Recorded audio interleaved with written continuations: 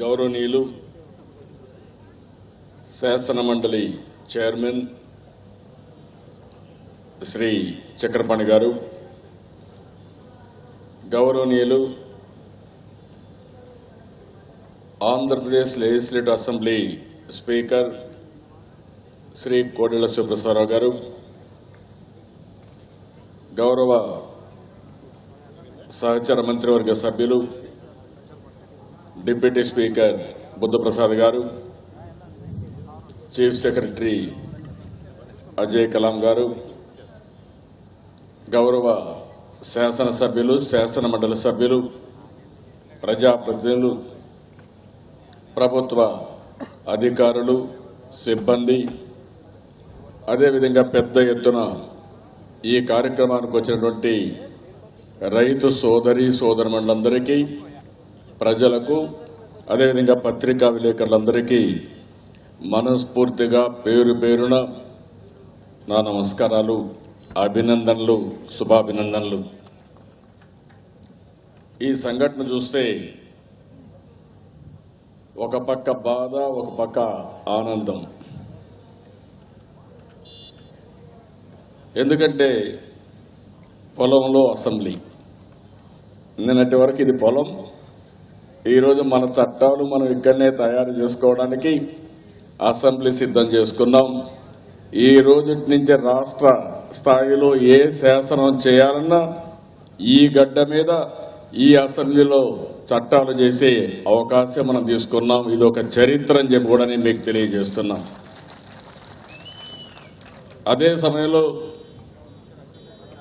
ఇంతమంది చక్రపాణి గారు కొన్ని విషయాలు చెప్పారు. తమిళలో మీరు కూడా ఫోటోగ్రాఫర్స్ కూర్చోండి, క్లియర్ చేయండి, వాళ్ళు కూడా కనపడండి, ఒక్కొక్కరు తీసుకుని వెళ్ళిపోండి.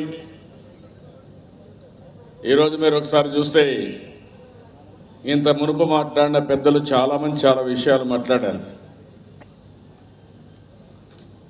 ఆ విషయాలు చూసినప్పుడు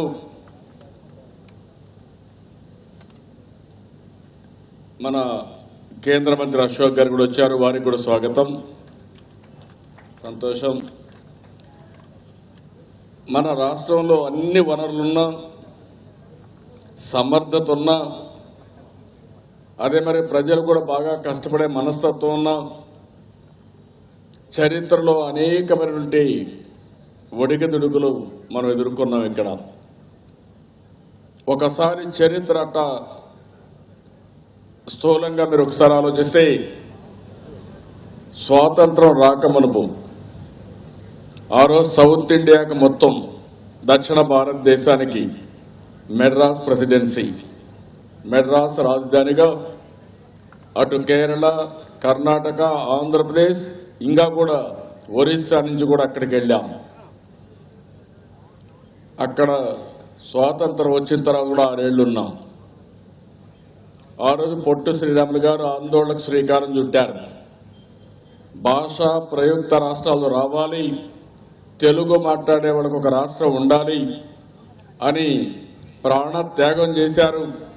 వారి ప్రాణత్యాగం తర్వాతనే మొట్టమొదటిసారిగా భారతదేశంలో భాషా ప్రయుక్త రాష్ట్రాలకి శ్రీకారం చుట్టారు. అక్కడి నుంచి మెడ్రాసులో అన్నారు, మీరు వెళతామంటున్నారు, మీరు వెళ్ళండి, మాకేం బాధ లేదు, మేమేమి ఇవ్వమన్నారు. అక్కడి నుంచి మనం బయలుదేరాం. ఎక్కడికి వచ్చాం? కర్నూలుకి వెళ్ళాం. కర్నూలులో ఇంతమందిపై చెప్పారు, టెంట్లు, అన్ని రేకుల షీట్లతో టెంట్లు వేసుకుని అవన్నీ కూడా 4-5 ప్లేసెస్లో పెట్టుకుని గుడారాల్లో పరిపాలన ప్రారంభించాం. 3 ఏళ్లు ఉన్నాం అక్కడ. అక్కడి నుంచి మీరు ఆలోచిస్తే తెలుగు వాళ్ళందరూ పెద్దలు, జాతి పెద్దలందరూ ఆలోచించారు. అటు హైదరాబాద్ రాష్ట్రం, ఇటు ఆంధ్ర రాష్ట్రం రెండు కలవాలి. దేశంలో మొట్టమొదటిసారిగా భాషా ప్రయుక్త రాష్ట్రాలు ఒకటిన రాష్ట్రంగా ఉండాలి. దానికి ఇక్కడి నుంచి నాంది పలకాలని ముందుకెళ్లారు. 3 ఏళ్లలో హైదరాబాద్కి వెళ్ళాం. హైదరాబాద్ చూస్తే 58 సంవత్సరాలు ఇక్కడి నుంచి వచ్చిన వాడు కూడా చాలా మంది ఉన్నారు. మనం అందరం హైదరాబాద్కి వెళ్ళాం. నేను కూడా ఎమ్మెల్యే అవుతానే యూనివర్సిటీ నుంచి ఉద్యోగానికి పోకుండా నేరుగా ఎస్వి యూనివర్సిటీలో 78లో ఎమ్మెల్యే అయ్యా. నేరుగా హైదరాబాద్కి వెళ్ళా. అప్పటి నుంచి మొన్నటి వరకు అన్ని విధాలా కష్టపడ్డా. 58 ఏళ్ల తర్వాత మళ్ళా కట్టుబట్టలతో వచ్చాం. ఆ రోజు కట్టుబట్టలతో వచ్చాం, టెంట్లు వేసుకున్నాం. కానీ ఈసారి కట్టుబట్టలే కాకుండా అప్పులతో వచ్చి చాలా తక్కువ సమయంలో బ్రహ్మాండమైన సెక్రటరియట్ కట్టుకొని మేము కూడా చేయగలుగుతామని నిరూపించుకున్నాం. దీనికి కారణం మీ అందరి సహకారం. మీరు చూపించిన సహకారం నా జీవితంలో ఎప్పుడూ మరిచిపోలేను.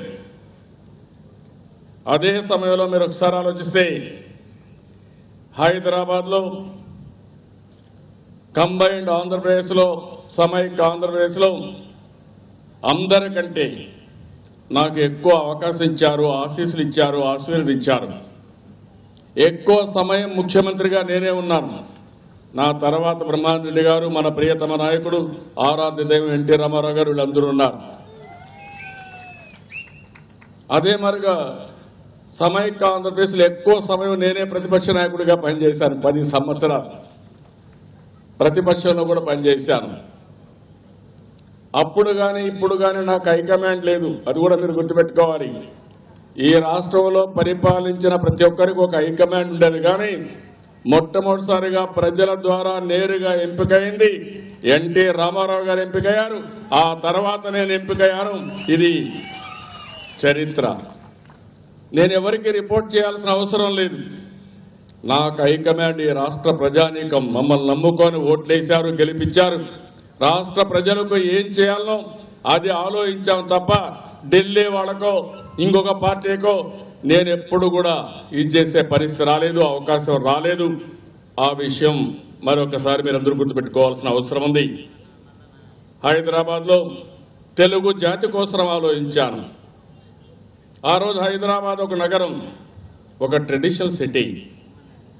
ఆ రోజు ఈరోజు చూస్తే అక్కడ ట్యాంక్ బండ్లో విగ్రహాలు పెట్టడం కానీ, నెక్లెస్ రోడ్ పెట్టడం కానీ, మీరు ఏ పని చూసినా బడుగు బలహీన వర్గాలకు రాజ్యాధికారం కూడా కానీ ఎన్టీ రామారావు గారే మొట్టమొదటిసారి చేశారు తప్ప ఇంకొకరు కాదు. ఆ విషయం మనం గుర్తుపెట్టుకోవాలి. ఆ తర్వాత నేను ఆలోచించింది తెలుగు జాతికి ఎక్కడికక్కడ నూతనమైన నాలెడ్జ్ ఎకానమీలో ముందుకు పోవాలి, సంపద సృష్టించాలి, ఉద్యోగ అవకాశాలు రావాలని ఆలోచించి నూతనమైన ఇన్ఫర్మేషన్ టెక్నాలజీ అప్పుడప్పుడే డెవలప్ అయితే దాన్ని అందిపుచ్చుకున్నాం. రాష్ట్రం మొత్తం బ్రహ్మాండంగా ముందుకు పోయారు. ఈరోజు హైదరాబాద్ నగరంలో ఇన్ఫ్రాస్ట్రక్చర్ ఏది చూసినా, ఒక ఎయిర్పోర్ట్ చూసినా, ఒక ఔటర్ రింగ్ రోడ్ చూసినా, ఇన్స్టిట్యూషన్లు చూసినా, సైబరాబాద్ సిటీ చూసినా, హైటెక్ సిటీ చూసినా, ఏది చూసినా నాకు ఒక ఆనందం, ఒక తృప్తి. నేను నా కోసం చేయలేదు, తెలుగు జాతి కోసం చేశానని ఆనందం నా జీవితంలోనే కాదు, చిరస్థాయిగా నేను చనిపోయిన తర్వాత కూడా శాశ్వతంగా ఉంటుందని చెప్పి కూడా నేను మీకు తెలియజేస్తున్నా.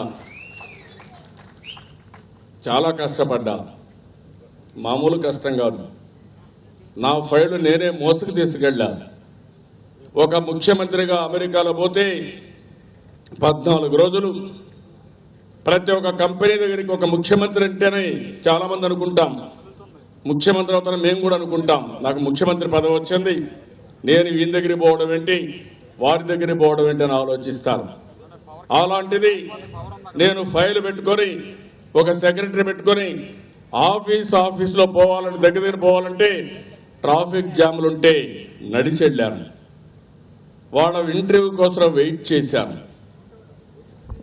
ఆ విధంగా ఒకసారి అయితే బిల్ గేట్స్ అయితే నాకు ఇంటర్వ్యూ ఎందుకు అవసరం లేదు, నేను కలవనంటే కాదు, నేను చెప్పాలని పర్సూ చేసి అతి కష్టం పైన ఇంటర్వ్యూ తీసుకుని మొట్టమొదటిసారిగా మైక్రోసాఫ్ట్ కంపెనీ హైదరాబాద్ తీసుకొచ్చారంటే అది నా స్వార్థం కోసం కాదు, భావితరాల భవిష్యత్తు కోసం, రాష్ట్ర ప్రజల కోసం నేను చేశాను.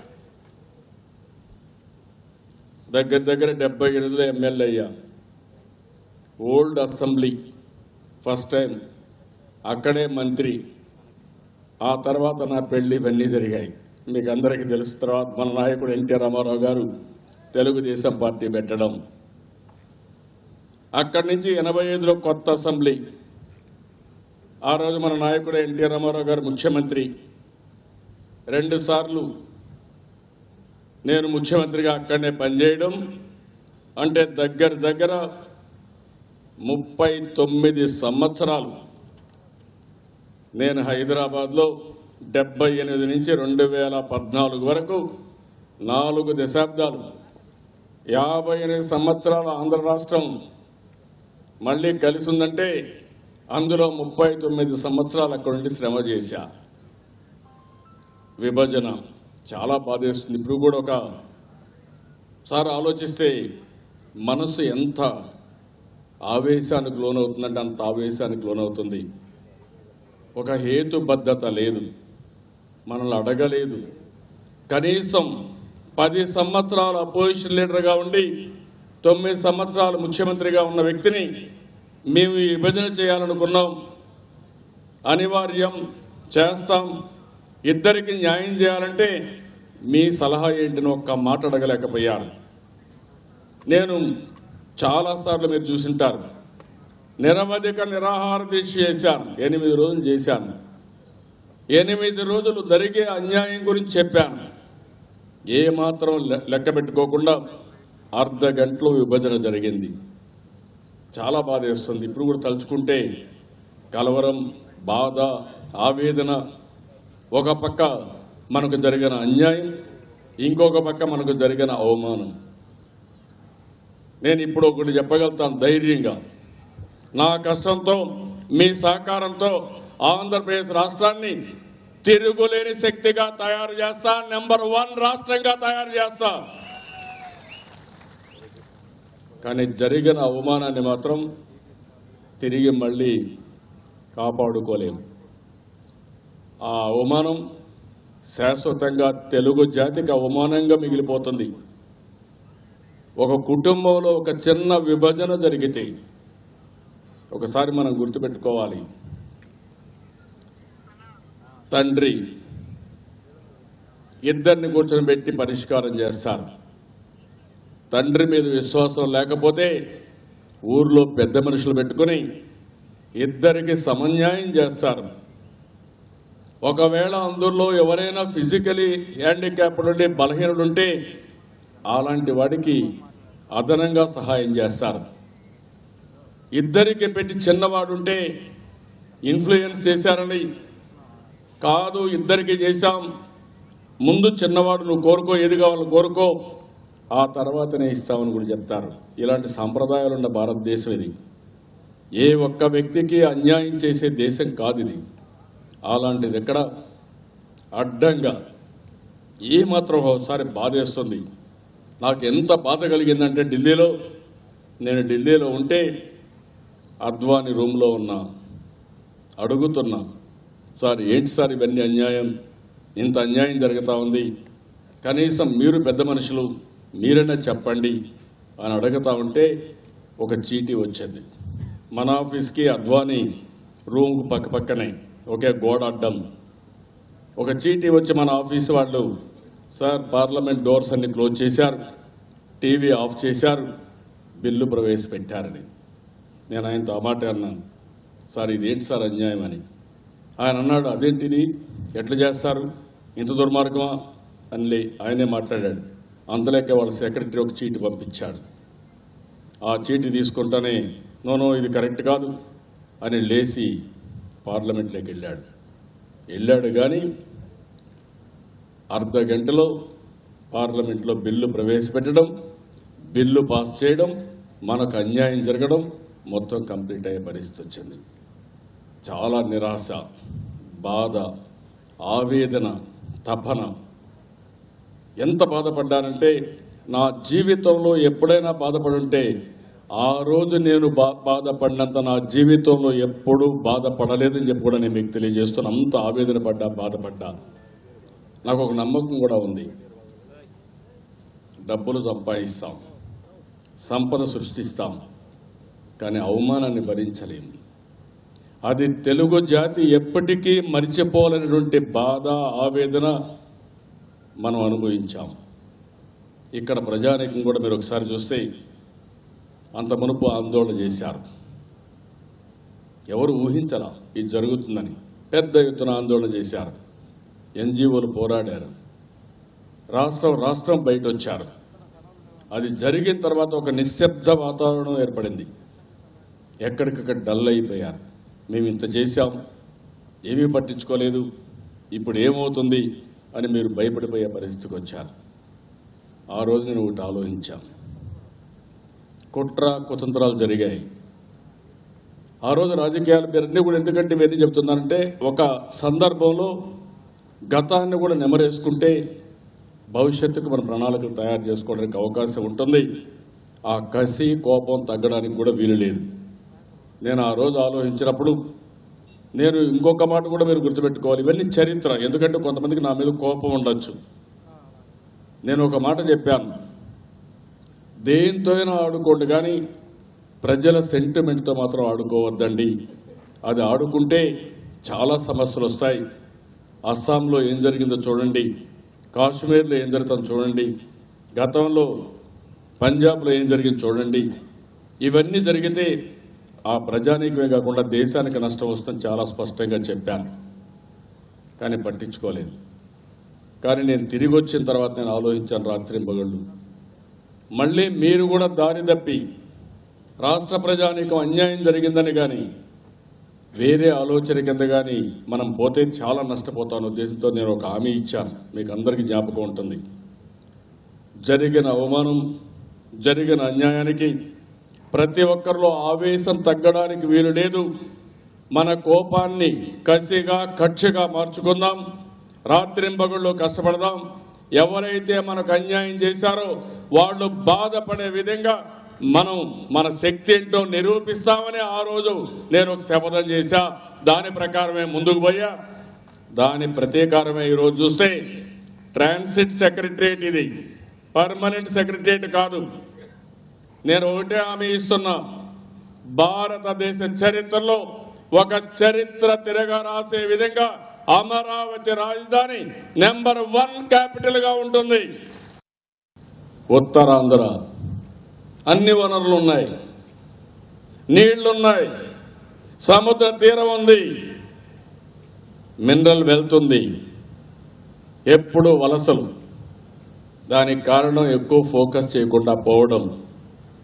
అన్ని వనరులుండి అభివృద్ధికి నోచుకోని ప్రాంతం ఉత్తరాంధ్ర, విశాఖపట్నం తప్ప. దాని మీద కూడా శ్రద్ధ పెట్టాలనుకున్నాం. ఇవన్నీ చేయాలంటే మీరు ఒక్కసారి ఆలోచించినప్పుడు నేను హైదరాబాద్లో కొన్ని ఆలోచించేవాడిని. 10 సంవత్సరాలు మనకిచ్చారు హైదరాబాద్లో ఉండమని. అంటే వాళ్ళ ఉద్దేశం 10 సంవత్సరాల వరకు ఇక్కడ ఏమీ జరగదు, కట్టలేము, కాబట్టి 10 సంవత్సరాలు టైం ఇస్తామని టైం ఇచ్చారు. అదే సమయంలో రాజధాని ఎక్కడ పెట్టాలో చెప్పలేదు, విభజన మాత్రం చేశారు.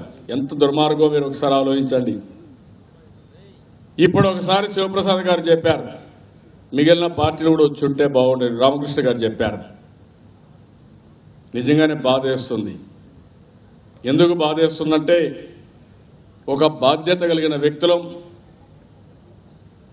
తొలిసారి ఈ గడ్డపైన శాసనసభ ఏర్పాటు చేసుకుంటా ఉంటే రాజకీయ డిఫరెన్సెస్ ఎన్నున్నా రాష్ట్ర ప్రయోజనాల కోసం రావాల్సిన అవసరం ఉంది. ఇది వ్యక్తిగతంగా నాకేం కాదు, కానీ ఎవరైనా సరే ఇక్కడికి వచ్చి ఉంటే చాలా సంతోషంగా ఉండేది.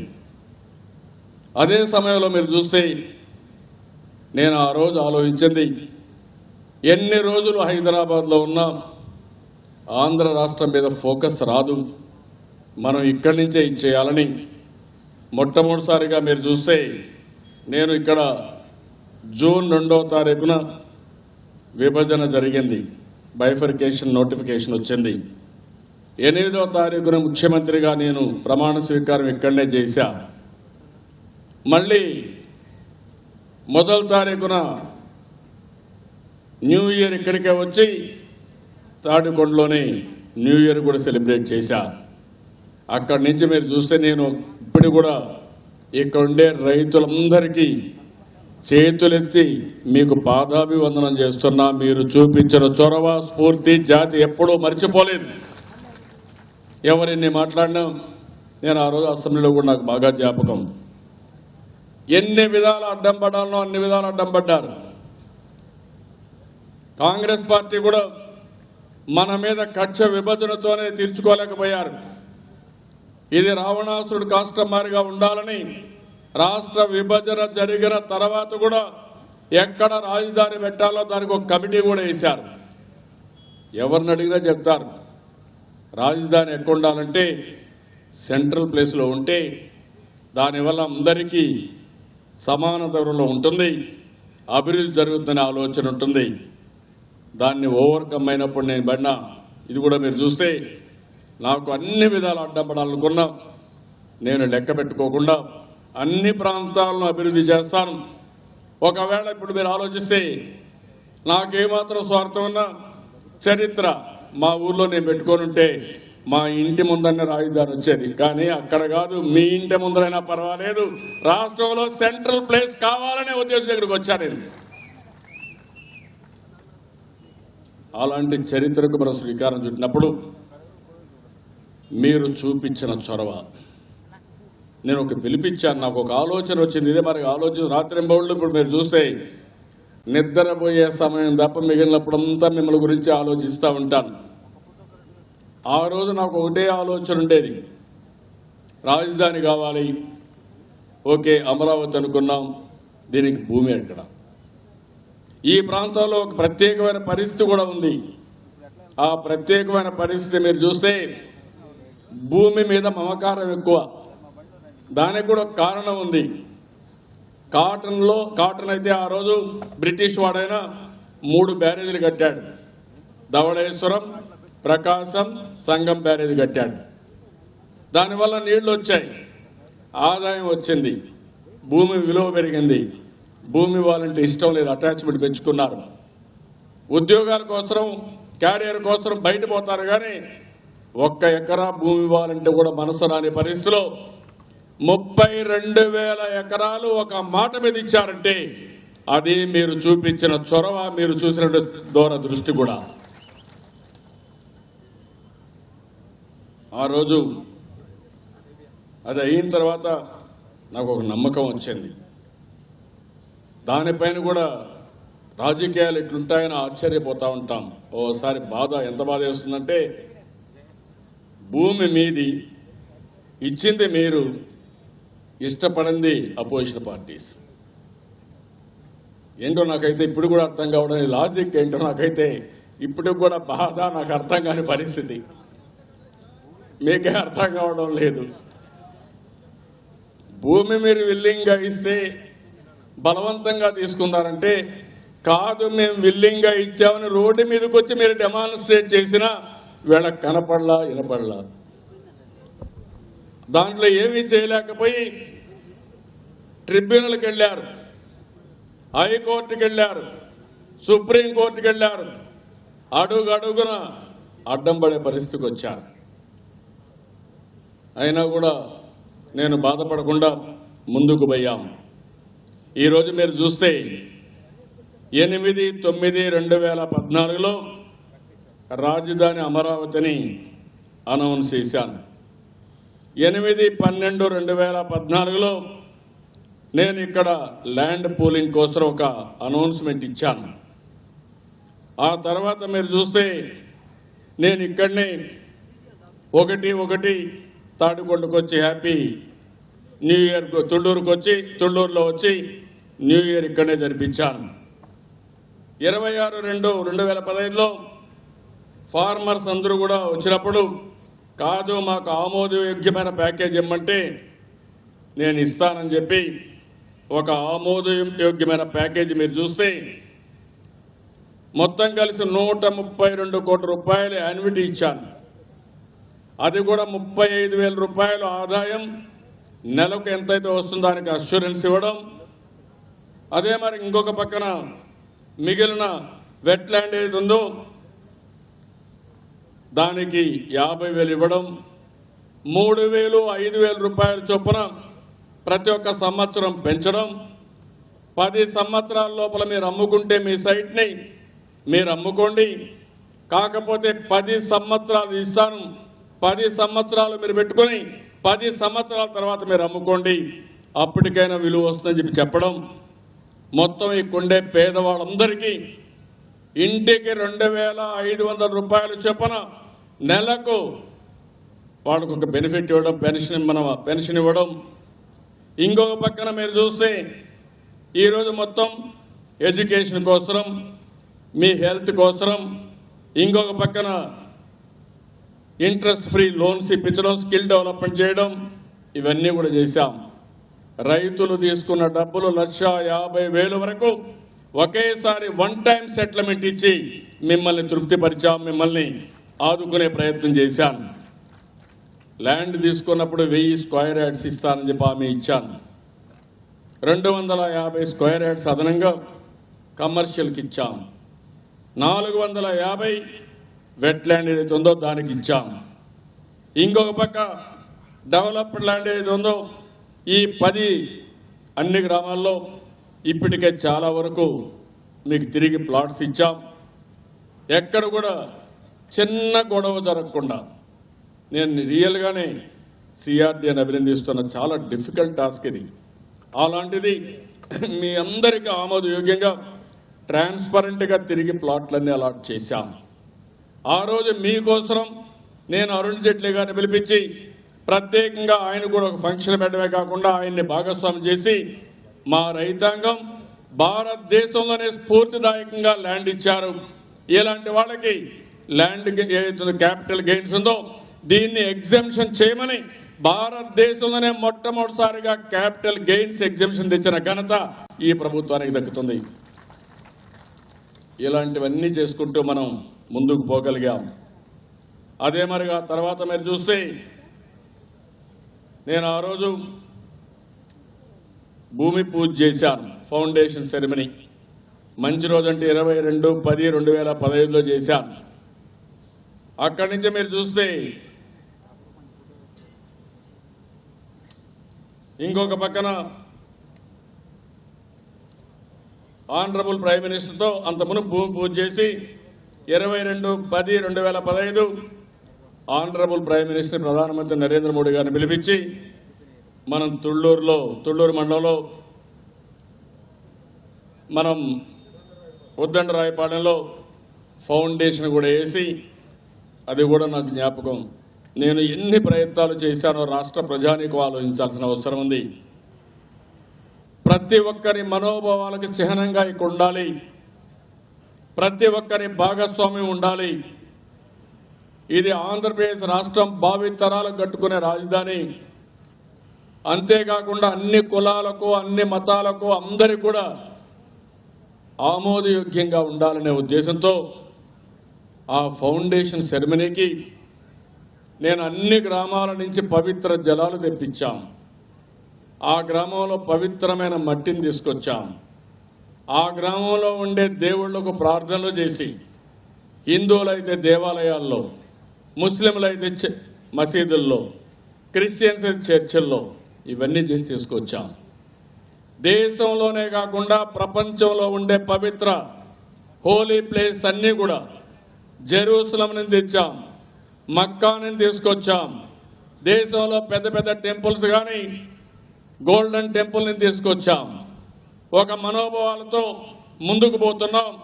ప్రతి ఒక్కరు కూడా ఆలోచించేది మతం గురించి ఆలోచిస్తారు, దేవుని గురించి ఆలోచిస్తారు, పవిత్రమైన భావంతో ముందుకు పోతారు. అలాంటిది మొత్తం తీసుకొచ్చి ఇక్కడ 2 రోజులు ఈ భూమి అంతా కూడా పునీతం చేశాం. మీకు జ్ఞాపకం ఉంటుంది, నేనే 2 రోజులు హెలికాప్టర్ తిరిగి మొత్తం ఆ యొక్క పవిత్రమైన మట్టిని, పవిత్రమైన జలాల్ని, ఈ యొక్క దేవతలు కానీ అన్ని మతాలకు సంబంధించిన దేవుళ్ళ యొక్క ఆశీస్సుల్ని ఈ ప్రాంతానంతా కూడా పునీతం చేశాం, బలోపేతం చేశాం. అలాంటి కార్యక్రమానికి కూడా నేను శ్రీకారం చుట్టాను. అందుకే అనిపిస్తుంది నాకు, ఎవ్వరు ఎన్ని కుతంత్రాలు పన్నినా ఈ ప్రాంతంలో ఎవ్వరి ఆటలు సాగవు. ఒకప్పుడు 2000 సంవత్సరాల కంటే ముందు శాతవాహనులు ఇక్కడ రాజధానిగా చేసుకుని దేశం అంతా కూడా విదేశాల్లో పరిపాలించారు. రాబోయే రోజుల్లో ఈ ప్రాంతం నుంచి ఒక ఆదర్శవంతమైన పాలన ఇస్తాం, అందరినీ అభివృద్ధి చేస్తాం.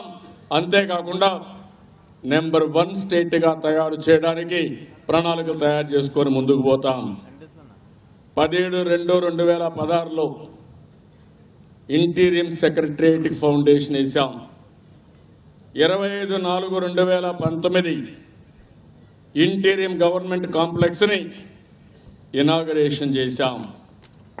అదే మాదిరిగా 25/10/2016లో అరుణ్ జైట్లీ గారిని పిలిపించి గవర్నమెంట్ ఆఫీస్ కాంప్లెక్స్ కానీ, స్టామ్ వాటర్ డ్రైన్ విజయవాడలో కానీ, గుంటూరులో అండర్ గ్రౌండ్ డ్రైనేజ్ కానీ, రోడ్స్ 7 రోడ్లు వేయడానికి కూడా ఆ రోజు చేశాం.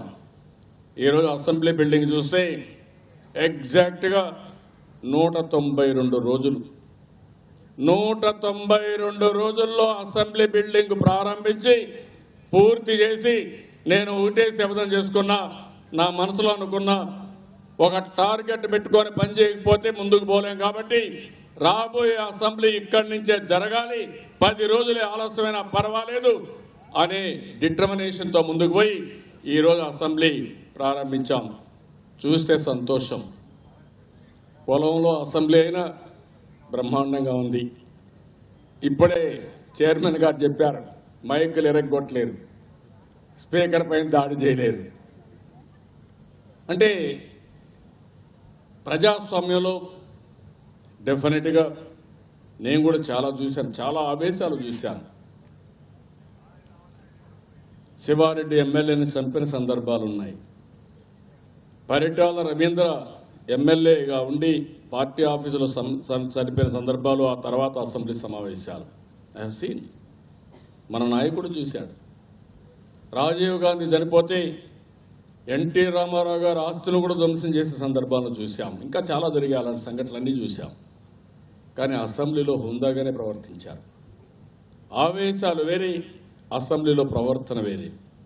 మీరు చెప్పొచ్చు మీ వర్షన్, ఎవరైనా చెప్పొచ్చు, తప్పులేదు. మేము కూడా సమర్థవంతంగా దాన్ని చెప్తాం. ఒకవేళ మీరు కన్విన్స్ కాకపోతే వేరే మార్గాలు ఉన్నాయి. ఆ తర్వాత మీ ప్రయత్నాలు మీరు చేసుకోవచ్చు, పబ్లిక్ మీటింగ్లు పెట్టుకోవచ్చు, ప్రజలకు చెప్పచ్చు, ప్రజలు ఎడ్యుకేట్ చేయొచ్చు. ప్రజలు మీరు చెప్పిందని నమ్మితే, రైట్ అని నమ్మితే మీతో ఉంటారు. నేను చెప్పింది రైట్ అనుకుంటే నాతో ఉండే పరిస్థితి వస్తుంది, గవర్నమెంట్కి సహకరించే పరిస్థితి వస్తుంది. డిబేట్స్ జరగాలి, చర్చలు జరగాలి, ప్రజల కోసం మాట్లాడాలి. అట్లా కాకుండా ఇష్టానుసారంగా మాట్లాడితే సమస్యలు వస్తూ ఉంటాయి. కానీ ఏదేమైనా నేను ఎక్కడా తప్పు చేయను, చేయాల్సిన అవసరం నాకు లేదు. నా జీవితంలో నేను ఒకటే ఆలోచించుకున్నాను, నా నిమిషం, ప్రతి ఒక్క నిమిషం, ప్రతి ఒక్క గంట ఈ రాష్ట్ర ప్రయోజనాల కోసమే నేను వెచ్చిస్తా. నాకు ఒక నమ్మకం కూడా ఉంది, కలిసి వస్తే కలుపుకొని వెళ్తా, కలిసి రాకపోతే నేను అనుకున్న లక్ష్య సాధన మాత్రం నీళ్లు గార్చే సమస్య లేదు. కష్టాల్లో ఉన్న ఈ రాష్ట్రాన్ని పైకి తీసుకొచ్చే బాధ్యత, విభజన జరిగిన తర్వాత ఇబ్బందుల్లో ఉన్నాం, శాశ్వతంగా ఈ ఇబ్బందులు తొలగించి పేదరికాన్ని పూర్తిగా రూపమప్పే బాధ్యత తీసుకుంటా. దానికి ఈ అసెంబ్లీ వేదిక కావాలని చెప్పి మనస్ఫూర్తిగా ఆశిస్తున్నాం. నాకు అనుమానం లేదు. అయితే ఇంకొక విషయం కూడా ఉంది, మీరు గుర్తుపెట్టుకోవాలి. రాష్ట్రం అంతా అభివృద్ధి కావాలి, అన్ని ప్రాంతాలు అభివృద్ధి కావాలి. అదే మరొక దానికోసం మీరు చూస్తే పోలవరం ప్రాజెక్టు తీసుకొచ్చాం కాబట్టి, గుంటూరులో, కృష్ణాలో డెల్టాకు నీళ్లు ఇచ్చాం కాబట్టి పంటలు వచ్చాయి, 50 బస్తాలు పండాయి. నిన్నే కారంచేటి రైతు వచ్చి చెప్పినప్పుడు నాకు ఎంత ఆనందం అంటే, సార్ పోయినసారి నీళ్లు రాలేదు, ఈసారి నీళ్లు ఇచ్చారు, 2 సంవత్సరాల పంట ఒకేసారి పండింది, దానికి నేను ఎంతో ఆనందంగా ఉన్నామంటే అప్పుడు అనిపించింది నా మనసుకి, ఎంత మంచి పని చేశాం. నేను అపోజిషన్ పార్టీ బెదిరించినప్పుడు భయపడుంటే ఈరోజు ఈ మంచి పేరు వచ్చేది కాదని ఆనందపడ్డానని చెప్పి కూడా నేను మీకు తెలియజేస్తున్నా. అదే మరిగా ఇక్కడ నీళ్లన్నీ ఇచ్చాం కాబట్టి శ్రీశైలంలో దగ్గర అన్ని నీళ్లు అక్కడ నిలబెట్టాం. మొన్న కృష్ణమూర్తి గారు ఒక మాట అంటున్నారు, సార్ నా జీవితంలో ఎప్పుడు నేను చూడలేదు, శ్రీశైలంలో ఎప్పుడు మేము పోరాడేవాళ్ళం, అక్కడ కరెంటు ఉత్పత్తి చేయకూడదు, నీళ్లన్నీ పెట్టాలి, రాయలసీమకి ఇవ్వాలని ఈ సంవత్సరం మీరు తీసుకున్న చొరవ ఇప్పుడు కూడా ఈ లెవెల్ శ్రీశైలంలో మెయింటైన్ అవుతుందంటే మాకు గొడవలన్నీ పోయినాయి, నీళ్లు పుష్కలంగా ఇచ్చారు, కరువు సమయంలో పుష్కలంగా వచ్చాయంటే భవిష్యత్తులో ఎలాంటి ఇబ్బంది లేదనే భరోసా మాకు వస్తూ ఉందని కృష్ణమూర్తి గారు చెప్పినప్పుడు నాకు ఒక ఆనందం కలిగిందని చెప్పి కూడా నేను మీకు తెలియజేస్తున్నాను. అది నేను చూపించిన దూరదృష్టి, నేను చేసిన కృషి. 2.5 సంవత్సరాలుగా మీరు ఒకటి గుర్తుపెట్టుకోవాలి, పోలవరం కోసం సోమవారం పెట్టుకున్నా, రోజే మార్చా. ఎందుకు రోజు మార్చానంటే ఒక రాష్ట్ర ముఖ్యమంత్రి రాత్రింపగుళ్ళు ఈ ప్రాజెక్టు కోసం ఆలోచిస్తున్నారంటే అధికార యంత్రాంగం కూడా దానికి తగిన విధంగా స్పందిస్తారు. ప్రతి సోమవారం వర్చువల్ రియాలిటీ కింద ఇన్స్పెక్షన్ చేస్తున్నా, ఎంత పని చేశారో చూస్తున్నా, అదే మరిగా అన్ని కాలువల పనులు ఎంతవరకు చూస్తున్నాం. దీనివల్ల అనుకున్న లక్ష్యాలని చేసుకుంటూ ఎక్కడైనా ఇబ్బందులు వస్తే అవన్నీ కూడా పరిష్కారం చేస్తున్నాం. ప్రతి సోమవారం నీరు ప్రగతి కింద టెలికాన్ఫరెన్స్ తీసుకుని 15,000 మందితో మాట్లాడి ఎప్పటికప్పుడు రాబోయే రోజుల్లో వర్షపు నీరుని భూగర్భ జలాలుగా మార్చడం, చెరువుల్లో పుడికి తీయడం, క్యాస్కేడ్స్ తయారు చేయడం, కరువు రహిత రాష్ట్రంగా తయారు చేయాలని నదుల అనుసంధానం చేయడం, ఎన్నిటికి ప్రణాళిక పెట్టుకున్నాను. అదే సమయంలో అమరావతి కూడా ఒక రోజు పెట్టుకున్నాను. ఫోకస్ పెడితే తప్ప ఇవన్నీ కావనే ఉద్దేశంతో బుధవారం అమరావతికి పెట్టుకున్నాను. దాన్ని కూడా సమీక్ష చేస్తున్నాం. ఇవి కాకుండా మీరు ఒకసారి చూస్తే రాష్ట్రంలో అన్ని జిల్లాలు, అన్ని ప్రాంతాలు అభివృద్ధి కావాలని ఏ గ్రామం ఎట్లుందో దానికి కూడా ఒక ప్రణాళిక తయారు చేసుకుంటున్నా. మనకు వచ్చే డబ్బులు సమర్థవంతంగా ఉపయోగిస్తున్నాం. నరేగా మొదలుకొని ప్రతి ఒక్కటి కూడా ఇన్ఫర్మేషన్ టెక్నాలజీకి ప్రాధాన్యత ఇచ్చా. ఇంకొక పక్కన డాక్రా మహిళలకు ప్రాధాన్యత ఇచ్చా. మీరు ఒకసారి చూస్తే 2 సంవత్సరాల్లో మీరు ఒకసారి చూసినప్పుడు ఎప్పుడూ జరగని అభివృద్ధి చేశాం. ఇలాంటి సమయంలో ఒకసారి బాగా పనిచేసిన వాడు అభినందించాలి. నేను ఒక నిర్దిష్టమైన విజన్ పెట్టుకున్నాను. 2022కి భారతదేశంలో 3 అగ్ర రాష్ట్రాల్లో మనం ఒకటిగా ఉంటాం. 2029కి భారతదేశంలో నెంబర్ 1 స్టేట్ ఏదంటే అది కేర్ ఆఫ్ అడ్రస్ ఆంధ్రప్రదేశ్ గా ఉంటుంది, జరుగుతుంది, జరిపిస్తాం. అది కూడా హ్యాపీనెస్ ఇండెక్స్ పెట్టుకున్నా. అభివృద్ధే కాదు, ఆనందం. మనిషి జీవితం కష్టపడడం ఎంత ముఖ్యమో ఆనందంగా కష్టపడడం అంత ముఖ్యం. చాలా మంది అంటారు మీరు ఉదయం నుంచి సాయంత్రం వరకు ఒకటిగానే ఉంటారు, ఏంటి మీ స్ఫూర్తి అని. నేను ఇష్టపడి పనిచేస్తా. ఇష్టపడి పనిచేసినప్పుడు కష్టం ఉండదు. అదే కష్టపడి పనిచేస్తే విసుగు, విరామం, తలకాయ నొప్పి అన్నీ వస్తూ ఉంటాయి. అందుకే మీరు చూస్తే మార్నింగ్ నుంచి రాత్రి వరకు నాకు ఏ బాధ లేదు. కొంతమంది తిట్టినా నేను బాధపడను. ఎందుకంటే వాళ్ళు తిట్టింది వాళ్ళ బాధ కావాలని తిట్టినప్పుడు నేను ఎందుకు బాధపడాలి? తిట్టినవాడు బాధపడగా నేను బాధపడిన ఆరోగ్యం ఎందుకు పోగొట్టుకోవాలి?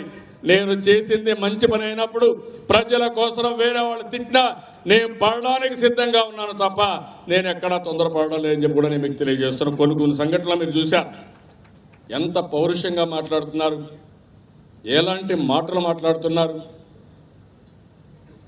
చిన్న పెద్ద తారతమ్యం లేకుండా కూడా మాట్లాడుతూ కనీసం హోదా కూడా ఒక రాజ్యాంగపరంగా ఉన్న వ్యక్తులపైన మాట్లాడుతున్నాను కూడా లేకుండా ఇష్టానుసారంగా అయినా కూడా భరిస్తున్నా. నేను భరించవలసిన అవసరంలో మామూలు వ్యక్తిని అయితే మీకోసం భరిస్తున్నా, ప్రజల కోసం భరిస్తున్నా, రాష్ట్రం కోసం భరిస్తున్నా, రాష్ట్ర ప్రయోజనాల కోసం భరిస్తున్నా, భావితరాల ప్రయోజనాల కోసం భరిస్తున్నా. ఉందాతనంతో ముందుకు పోవాలి కాబట్టి పర్వాలేదని భరిస్తున్నా. అది చేస్తున్నాం కాబట్టి మీరు చూస్తే 2000 మీరు చూసినప్పుడు మనం విభజన జరిగినప్పుడు రాష్ట్రం అంధకారం, కరెంట్ ఉండేది కాదు. కడాన ఆడబిడ్డలు టీవీ కూడా పెట్టుకునేవాళ్ళు కాదు, ఫ్యాన్ కథగా వేరే కానీ టీవీ కూడా పెట్టుకునేవాళ్ళు కాదు. అలాంటిది 22.5 మిలియన్ యూనిట్ కరెంటు కొడుతుంటే ఈరోజు 24x7 కరెంట్ ఇవ్వగలుగుతున్నాం, నాణ్యమైన కరెంట్ ఇస్తున్నాం. భవిష్యత్తులో ఎప్పుడు కూడా కరెంటు కొరత ఆంధ్రప్రదేశ్లో ఉండదు, ఉండబోదని చెప్పి కూడా నేను మీకు తెలియజేస్తున్నా. అది ప్రభుత్వం సాధించిన విజయం, 3 నెలల్లోనే సాధించాం. రెండవది, అభివృద్ధిలో భారతదేశంలో నెంబర్ 1 మనం. కష్టాలున్నాయి, నెంబర్ 1 స్థానంలో పోయిన సంవత్సరం ఉన్నాం. డబల్ డిజిట్ గ్రోత్ సాధించిన ఏకైక రాష్ట్రం మంది. పోయిన సంవత్సరం వచ్చాం, ఈ సంవత్సరం వస్తున్నాం. ఈజ్ ఆఫ్ డూయింగ్ బిజినెస్, వ్యాపారానికి అనుకూలమైన రాష్ట్రాలు ఏవైతే ఉన్నాయంటే దానికి నెంబర్ 1 కూడా మనమే. హైదరాబాద్ ఉండి పనిచేసిన అధికార యంత్రాంగం ఎప్పటికప్పుడు పనిచేసి ఈజ్ ఆఫ్ డూయింగ్ బిజినెస్లో వచ్చాం.